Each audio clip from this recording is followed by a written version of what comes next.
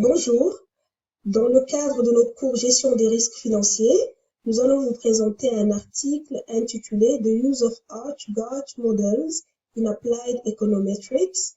Ce travail a été réalisé par Avo Treinia, Hassim Bola et moi-même Fatima Dembélé. Donc sans tarder, passons à la présentation du plan. Donc je vais d'abord commencer par présenter l'auteur et l'article. Ensuite, expliquer pourquoi ce thème, pour passer à la présentation de la question, ainsi que sa spécificité.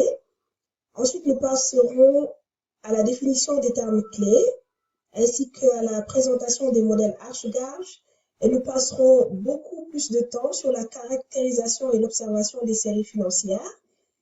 Et pour terminer, nous parlerons de l'importance des modèles et nous discuterons en conclusion des critiques des modèles.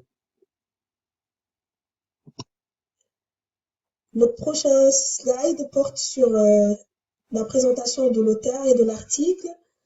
Donc, comme je viens de le dire, notre article s'intitule The Use of Arch-Garch Models in Applied Econometrics. Il a été tiré du Journal of Economics Perspectives en 2001.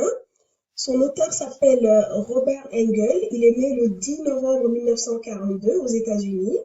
Il a reçu le prix Nobel d'économie en 2003 pour le modèle Arch qu'il a développé.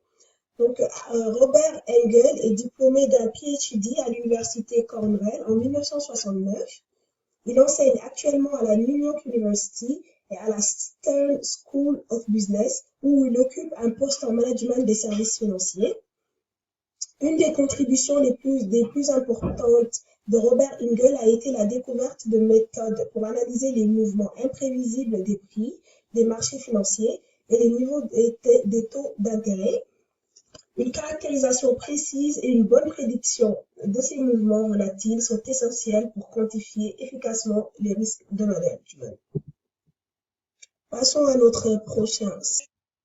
Pourquoi ce thème? Simplement parce qu'il existe différentes sous-thématiques dans la gestion des risques financiers. Il y en a qui s'intéressent aux modèles de risque utilisés par les banques. Il y en a qui s'intéressent aux risques systémiques et il y en a tant d'autres. Pour nous, la particularité de notre thème réside dans le fait qu'il s'intéresse à la modélisation de la volatilité, qui est la principale mesure de risque utilisée en finance. La mesure de risque est essentielle en finance car elle permet de matérialiser les incertitudes liées au rendement futur. Différents modèles ont été proposés pour mesurer le risque et parmi ces modèles, nous allons présenter l'un des principaux utilisés sur le marché qui est le modèle Arch-Garch. Ce modèle qui exprime l'importance de l'estimation de la prévision de la volatilité a été développé par Robert Engel, comme je l'ai dit tantôt, et grâce auquel on lui a attribué le prix Nobel d'économie en 2003. Ainsi donc, notre étude portera sur le modèle le plus important en finance et dont l'application est très répandue dans les situations où la volatilité des rendements est une question ou un problème central. Passons au slide suivant. Là, il s'agit de la présentation de la question. L'un des sujets favoris de l'économétrie appliquée est le modèle des moindres carrés. Ce modèle permet d'apporter à un nombre d'éléments susceptibles de comporter des erreurs un ajustement afin d'obtenir des données proches de la réalité. Mais actuellement, les économètres sont amenés à prévoir et à analyser la taille des erreurs de ces modèles, d'où la notion de volatilité et dont les outils standards sont devenus les modèles Arch-Garch. La version de base du modèle des moindres carrés suppose que la valeur attendue de tous les termes d'erreur quand ils sont au carré est la même à un moment donné. C'est ce que l'on appelle l'homoscédasticité. Et c'est sur cette hypothèse que se focalise le modèle Arch-Garch. Le principe général consiste donc à remettre en cause cette propriété d'homoscédasticité, d'où l'hypothèse de l'hétéroscédasticité. Mais dans la présence d'hétéroscédasticité, les coefficients de régression sont toujours impartiaux, mais les erreurs standards et les intervalles de confiance estimés par des procédés classiques sont trop étroits, ce qui donne une fausse impression de précision. Mais au lieu de considérer cela comme un problème, les modèles Arch-Garch traitent l'hétéroscédasticité comme une variable à modéliser. Par conséquent, non seulement les lacunes à moindre carré sont corrigées, mais une prédiction est calculée pour la variance de chaque terme d'erreur. Mais il est néanmoins probable que l'hétéroscédasticité est un problème. Même un regard superficiel sur les données financières suggère que certaines périodes sont plus risquées que d'autres. Autrement dit, la valeur attendue de l'amplitude de termes d'erreur à certains moments est supérieure à d'autres. En outre, ces moments risqués ne sont pas dispersés au hasard sur des données trimestrielles ou annuelles. Au lieu de cela, il y a un degré d'autocorrélation dans le degré de risque des rendements financiers. Les modèles Arch-Garch sont conçus pour faire face à tout cet ensemble de questions. Ils sont devenus des outils répandus pour traiter les modèles ou les séries chronologiques hétéroscédastiques. L'objectif de ces modèles est de fournir une mesure de la volatilité qui peut être utilisée dans les décisions financières concernant l'analyse des risques, la sélection de portefeuilles et les pricing des dérivés. Passons maintenant à la spécificité de la question. Le premier point, le modèle Arch-Garch décrit la dynamique de la variance. En effet, la variance de la plupart des séries financières n'est pas constante dans le temps. La variance apparaît donc comme un paramètre non observé qui doit lui aussi être estimé. Les modèles Arch-Garch ont été les premiers à modéliser la variance dans un but prédictif. Ces modèles statistiques sont devenus des outils modernes essentiels pour décrire la dynamique de la variance, aussi bien dans la pratique que dans la théorie économique. Passons donc au deuxième point qui nous dit que la volatilité est fonction de paramètres mesurés sur base des observations passées et présentes des rendements.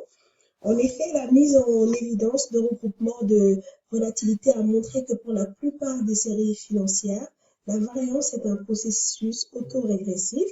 Ainsi donc, les modèles Arch-Garch capturent la volatilité en fonction de paramètres mesurés sur base des observations présentes et passées des rendements. Le troisième point porte sur la modélisation de la variance comme une fonction des innovations passées. Précisément, d'après le modèle Arch, la variance conditionnelle dépend linéairement des innovations passées élevées au carré. Il faut noter que ce modèle capture deux traits importants du comportement de la volatilité, c'est-à-dire l'hétéroscédasticité et la mémoire.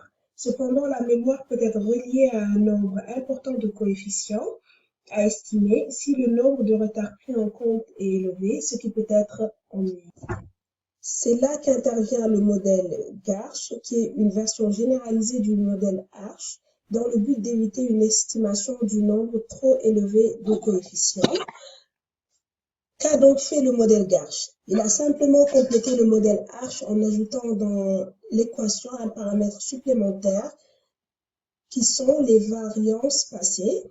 Ainsi, la variance conditionnelle est modélisée selon un processus ARMA, c'est-à-dire qu'il introduit un terme autorégresseur. Nous entrerons plus en détail dans chaque modèle plus tard dans les slides à venir. Voilà, c'est tout pour ce slide.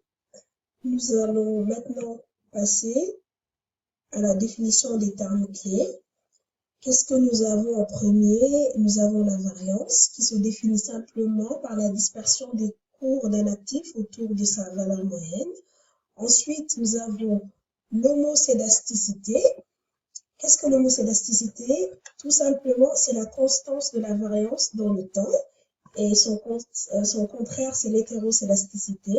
Elle se définit par le changement de la variance dans le temps. L'autre terme que je vais définir, c'est l'autorégression. C'est quand la valeur présente dépend de ses valeurs passées. Le prochain terme, c'est la variance conditionnelle. Elle se définit par la variance des variables conditionnelles. Ensuite, nous avons l'autocorrélation. qui est défini comme le lien qui existe entre les valeurs successives d'une grandeur variable dans le temps. Après, nous avons le kurtosis. Le kurtosis, ou indicateur d'aplatissement, représente la mesure standard de l'épaisseur des queues de distribution, ou encore une mesure des valeurs extrêmes d'une distribution. Le skewness, encore appelé coefficient de dissymétrie, correspond à une mesure de l'asymétrie de la distribution d'une variable aléatoire réelle. Plus tard dans les slides, nous allons vous montrer des graphes qui représentent le kurtosis et le skewness pour vous aider à mieux comprendre ces termes. Maintenant, nous allons passer au dernier slide dont je vais vous parler, avant de donner la parole à mon collègue Hassim Boula qui va continuer la discussion avec vous. Voilà. Donc, nous avons devant nous deux exemples de séries financières. Si nous observons bien le graphe qui se situe à gauche de notre écran, nous pouvons remarquer que les variables sont constantes dans le temps, d'où le concept d'homocédasticité qui caractérise cette constance dans les variables. Donc, l'homocédasticité supposait une volatilité constante et utiliser des formules très simples d'approximation. Cependant, si nous regardons à droite de notre écran, nous pouvons remarquer une autre série financière qui caractérise le concept d'hétérocédasticité. Nous pouvons voir que les variables ne sont plus constantes dans le temps, mais elles bougent. Ouais, elles sont plus stables. Elles bougent entre des périodes de haute volatilité et des périodes de volatilité relativement plus faibles. Donc, de ce fait, le concept d'homocédasticité est donc rejeté. Et c'est ainsi que Engel développa de nouveaux modèles statistiques de volatilité, analysant la tendance des prix des stocks et d'autres variables financières à bouger entre des périodes de haute et de faible volatilité. Ces modèles statistiques sont donc devenus des outils modernes essentiels, aussi bien dans la pratique que dans la théorie économique. Donc, pour continuer, parlons maintenant du modèle ARCH. Le modèle ARCH est l'une des méthodes les plus populaires dans le cadre de la problématique de la VAR. Ce modèle est employé couramment dans la modélisation des séries temporelles financières qui comportent des volatilités variables, c'est-à-dire des périodes agitées suivies par des périodes de calme relatif. Le modèle ARCH traduit que la variance du terme d'erreur au temps t dépend de l'importance des termes d'erreur au carré des périodes passées. En d'autres termes, il modélise la variance comme étant fonction des innovations passées. En liant les carrés des erreurs successives par une relation positive, on donne la possibilité aux fortes volatilités d'être suivies par des volatilités de même importance. Pour sa modélisation, un processus xt satisfait une représentation ARCH 1 si xt égale mu plus epsilon t.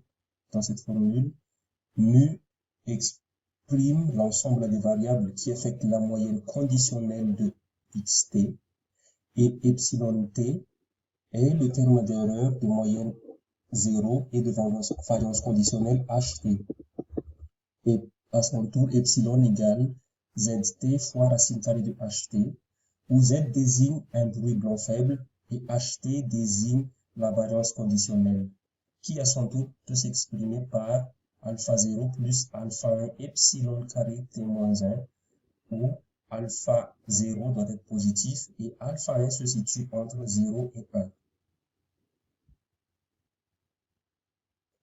Ce modèle permet de décrire le lien entre la variance d'aujourd'hui et les termes d'erreur du passé.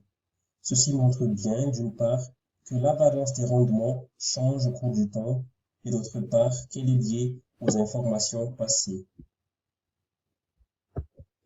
Pour le modèle GARCH, Comme il est dit tantôt, il complète le modèle Arch en ajoutant dans l'équation un paramètre supplémentaire qu'on appelle les variances passées, que nous pouvons voir sous la formule. Sous l'hypothèse de la